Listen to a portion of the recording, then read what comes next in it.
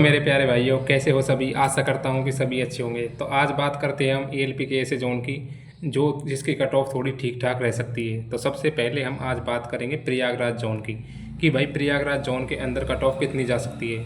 Obvious सी बात है, जब भाई पोस्ट कम हो तो कट ऑफ तो थोड़ा हाई जाने के चांसेस रहते ही हैं, लेकिन क्योंकि प्रयागराज के अंदर काफ़ी संख्या में वैकेंसियाँ कम हैं, अनरिजर्व कैटेगरी को छोड़कर बाकी सारी जगह मैंने देखा है कि पोस्टें लगभग बहुत कम ही हैं। तो इतनी कम पोस्ट होने के बावजूद भी फिर भी इसकी कट ऑफ इतनी हाई नहीं जा रही है, लेकिन फिर भी ठीक ठाक कट ऑफ इसकी रहने वाली है।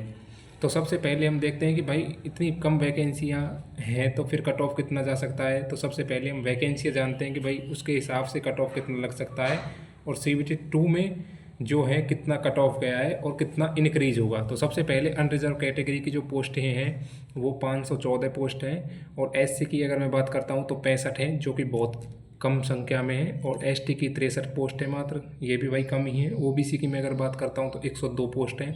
तो भाई OBC की तो कंपटीशन को देखते हुए OBC के को तो बहुत कम पोस्ट है भाई OBC की। तो EWS की जो पोस्ट है वो 103 है।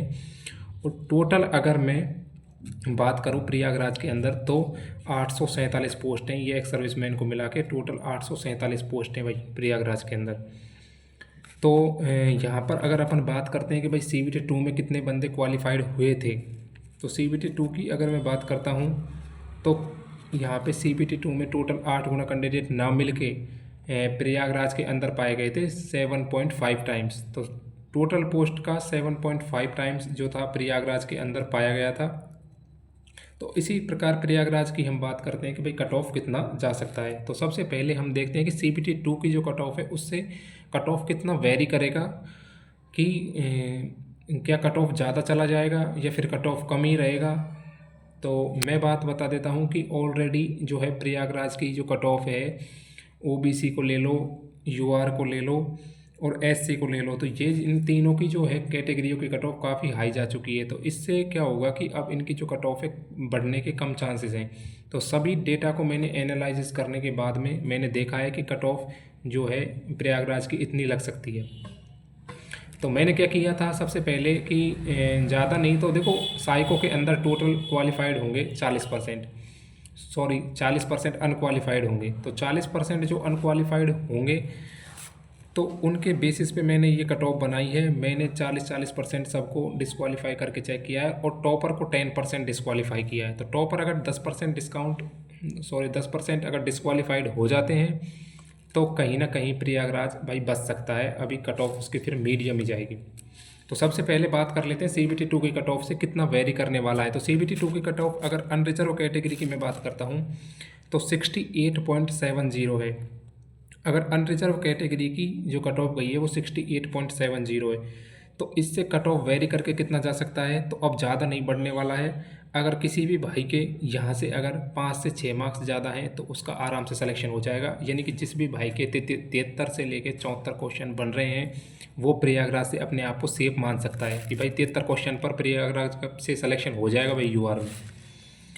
फिर बात करते हैं भाई अपन OBC की। तो OBC की अपन बात करते हैं तो OBC में B कट ऑफ काफ़ी हाई गया है प्रयागराज का। तो 64.62 के साथ में CBT 2 की कट ऑफ लगी है। तो यहाँ से कितना वेरी कर सकता है, तो 64.62 से लेके अगर किसी भी भाई के 70 क्वेश्चन से लेके 71 क्वेश्चन अगर बन रहे हैं, अगर 70 से 71 क्वेश्चन जिस भी भाई के हैं तो वो प्रयागराज के अंदर सिलेक्शन ले जाएगा भाई। उसी प्रकार में EWS की अगर मैं बात करता हूं तो देखो भाई EWS के कट ऑफ में काफ़ी उछाल आने वाला है, क्योंकि EWS के अंदर काफ़ी नंबर है बंदों के। तो EWS के अंदर मुझे लगता है कि कट ऑफ काफ़ी वेरी करेगा। तो EWS की जो कट ऑफ गई थी CBT 2 की वो 40.37 गई थी। तो 40.37 के साथ में अब कितना वेरी करेगा, तो ये करेगा भाई। तो EWS की कट ऑफ जाएगी, जिस भी भाई के 68 से 70 मार्क्स जिसके हैं उसका सिलेक्शन होगा भाई EWS के अंदर। तो 68-70 वाला सेफ रहेगा। वहीं अगर मैं बात कर लूँ कि SC की कितनी कट ऑफ जा सकती है, तो SC की अगर मैं बात करता हूँ तो SC की CBT 2 की जो कट ऑफ गई थी वो 51.36 गई थी। तो ये जो वेरी करके जा सकती है देखो भाई, एससी की कट ऑफ काफ़ी बढ़ने वाली है प्रयागराज के अंदर। क्यों? क्योंकि इसके पीछे रीज़न है एससी में नंबर आना। तो एससी में काफ़ी अच्छे मार्क्स हैं लोगों के। तो एससी की वेरी करके जो कट ऑफ मुझे लगता है कि अगर जिस भी भाई के 66 से लेके 68 यानी कि 66 से 68 क्वेश्चन जिस भी भाई के बन रहे हैं वो प्रयागराज के अंदर से सिलेक्शन ले जाएगा। नेक्स्ट हम बात करते हैं भाई एसटी की कट ऑफ को लेके। तो देखो एसटी में मैंने देखा है कि भाई मुझे ज़्यादा डाटा प्राप्त हुआ नहीं है, क्योंकि एसटी का या तो लोगों ने डाटा दिया है नहीं दिया इसका मुझे पता नहीं है, लेकिन एसटी में भाई मार्क्स प्रयागराज के अंदर बहुत ही कम आ रहे हैं बंदों के। तो एसटी वाले प्रयागराज के अंदर बिल्कुल सेफ़ हैं। फिर भी इतना ज़्यादा कम कट ऑफ तो नहीं जाएगा, लेकिन फिर भी जिस भी एसटी की कट ऑफ कितनी जाएगी, तो एसटी की कट ऑफ जो गई थी CBT 2 की वो 26.53 गई थी। तो 26.53 के साथ में अगर एसटी कट ऑफ लगी है तो कितना वेरी कर सकता है? तो वेरी करेगा भाई, जिस भी भाई के 54 से 55 क्वेश्चन बन रहे हैं एसटी के अंदर उसका आराम से सिलेक्शन हो जाएगा। देखो 50 से प्लस में 50 51 से लेके 55 तक आराम से आपका भाई एसटी के अंदर सिलेक्शन होने वाला है। तो एसटी की कट ऑफ यहाँ से भाई कम जाएगी।